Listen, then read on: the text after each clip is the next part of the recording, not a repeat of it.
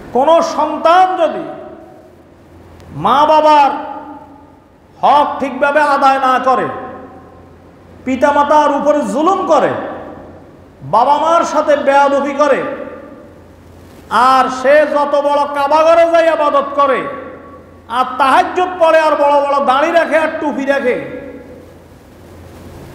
যত বড় বড় আলেম হুজুরের কাছে যাক, কোনো লাভ হবে না। মা বাপ যদি নারাজ থাকে, বাপ মার মনে ইচ্ছাকৃতভাবে কষ্ট দেয়, মা বাপের খেদমত না করে, পিতামাতার অধিকার আদায় না করে, ওইসব সন্তানও আল্লাহ পাক তাদেরকে মাফ করবেন না। মা বাপ যতক্ষণ পর্যন্ত মাফ না করে, আল্লাহ মাফ করবেন না। শুধু কি নামাজ রোজা করলে বেহেশতে চলে যাইবেন? বন্দার হক, পিতামাতার হক, হক্কুল্লাহ, হক্কুল ওয়ালিদাইন, হক্কুন নাস, আল্লাহর হক, বান্দার হক, মানুষের হক, পিতামাতার হক, এই সমস্ত হক যারা নষ্ট করবে তাদের ব্যাপারে আয়াত নাজিল হয় নাই।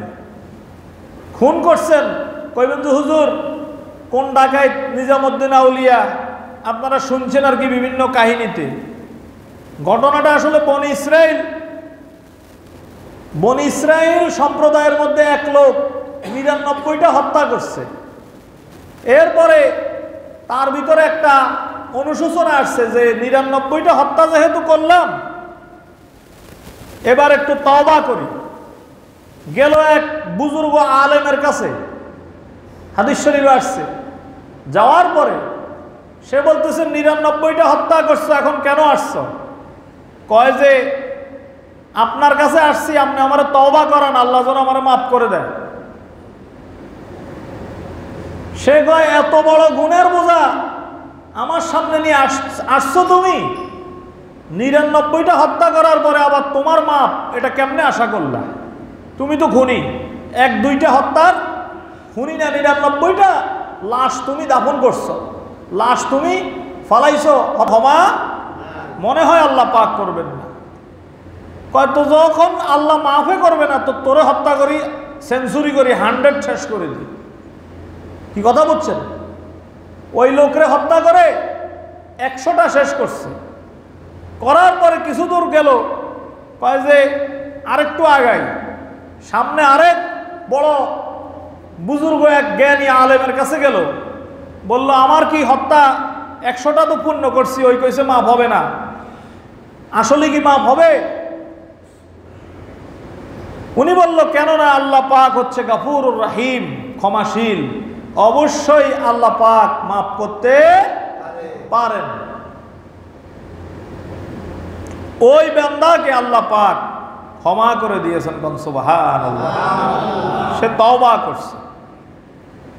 এখন বলে এত বড় খুনি গুনাহ করার পরে আল্লাহ পাক মাফ করে দিছে, তা আপনি কইলেন মা বাপের লাগে অবাধ্য হইলে, কোনো বান্দার মনে কষ্ট দিলে বিনা কারণে, কাউকে জুলুম করলে, তার জায়গা সম্পদ টাকা পয়সা লুট করলে, এগুলার হক বান্দা না মাফ করলে সে মাফ পাবে না। হ্যাঁ, এই কথাই ছিল সত্য, এবং কোরআন হাদিস রিসার্চ করে এর বাইরে আর কোনো কথা নাই।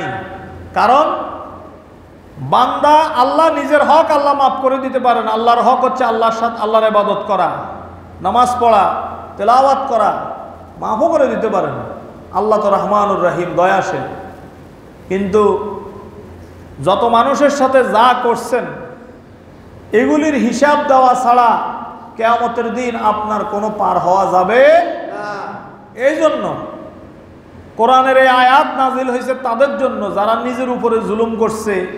নিজে হয়তো কোনো একটা সময় কিছু কিছু জিনিস করছে, যেমন একটা লোক যদি ধরেন মদ খায়, এটা ক্ষতিটা কার? অন্যের, তার না তার নিজের। ধূমপান করে, এটা কার? তার নিজের না অন্যের? হ্যাঁ, জেনা করে, এটা তার অন্যের না তার নিজের? নিজের।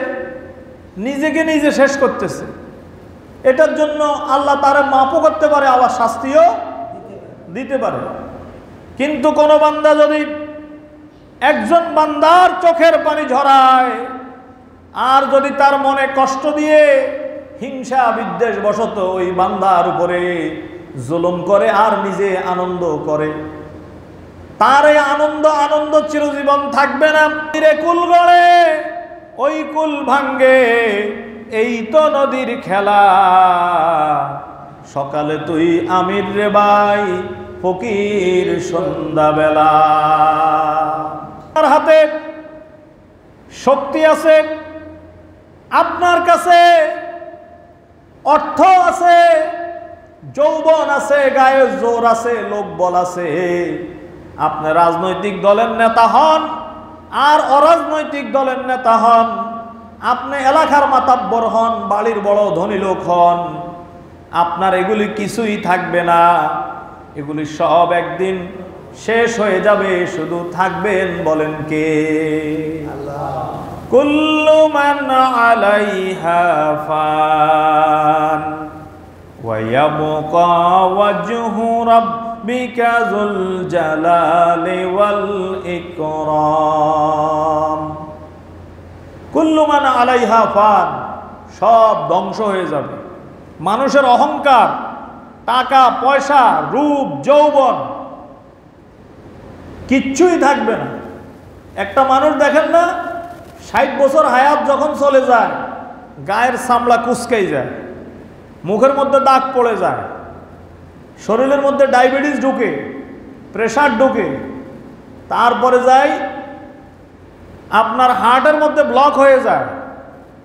হ্যাঁ, কত রোগ, কারো বাল্ব নষ্ট হয়ে যায়, কারো কিডনি ডায়ালিসিস করা লাগে, কারো ব্রেন টিউমার হয়, কারো ক্যান্সার হয়, কারো শ্বাসের টান হয়। একটা না একটা রোগ শরীরের ভিতরে লাগিয়ে থাকে 24 ঘন্টা। সত্য কিনা? মানে মালাকাল মাউত, 80 যেদিন রু নিব ওই দিনের ভয় করা লাগে না, প্রতিদিনে মালাকাল মাউতাই দেখা করে। হঠাৎ করে যদি প্রেশার একটু বেশি বাড়িয়ে যায়, ওষুধ খাইতে ভুলে যান, বা ওষুধ খাওয়ার পরেও যদি হাই প্রেশারে হঠাৎ মাথার রক্ত উঠে স্ট্রোক করে মরে যান, তাহলে মালাকাল মাউত তো শরীরের ভিতরে ঢুকে গেছে। এটার নাম কি? High pressure. ওটার নাম কি? High pressure. আবার ডায়াবেটিস এমন এক রোগ, যারা ডায়াবেটিসে ধরে তার শরীর একদম সব শেষ করিস না দেওয়া ছাড়া ওই লোকরে শেষ করা পর্যন্ত তার থামাথামি নাই। এরপরে কিডনি ডায়ালিসিস, কিডনির মধ্যে যদি একবার অসুখ ধরে, এটা তো আরো মারাত্মক। আর সর্বশেষ মারাত্মক রোগ হইল কি? ক্যান্সার। কি? ক্যান্সার। ক্যান্সার হইলে নাই কোনো অ্যান্সার, কোনো উত্তর। ক্যান্সার তো শুধু নিজে মরে না, গোটা ফ্যামিলিরে একদম পুরো গরিব বানাই ছাড়ে দিয়েছে। কেমো দিতে দিতে, ডাক্তারের পয়সা দিতে দিতে, ওষুধ কিনতে কিনতে, ঘর ভিটা বাড়ি, জমি জামা কত কিছু শেষ করা লাগে। সামর্থ্য যাদের আছে এরাও তো কুলাইতে কষ্ট হয়ে যায়। মাউত আপনি মনে করতেছেন মৃত্যু যেদিন হইব ওই দিনে আসবে, আপনার প্রত্যেকটা টাইমে তো ঘুরতে আসছে আপনার ভিতরে, ঠিক কি না? সুতরাং বান্দা কি নিয়ে এত বড়াই করবে? বড়াই করার তো কিছু নাই। বিদ্যার বড়াই করবে মানে ভিতরে এলেম আছে, বিদ্যা আছে, ডক্টরেট ডিগ্রি আছে, এটা নিয়ে বড়াই করবে। শেখ সাদি রহমতুল্লাহ আলাই শত শত হাদিস মুখস্থ জানতেন। শেখ সাদির নাম জানা না পৃথিবীতে এমন কোনো দেশ নাই। বড় দার্শনিক, বড় বুজুর্গ, বড় জ্ঞানী। উনি এত বড় জ্ঞানী, অথচ মৃত্যুর আগে উনি বলতেছে মালুম সদ কিহিচ মালুম না সদ। সারা বছর সাধনা করে বুঝিলাম ইহা যেন কিছুই জানি না। কোন সুবহানাল্লাহ।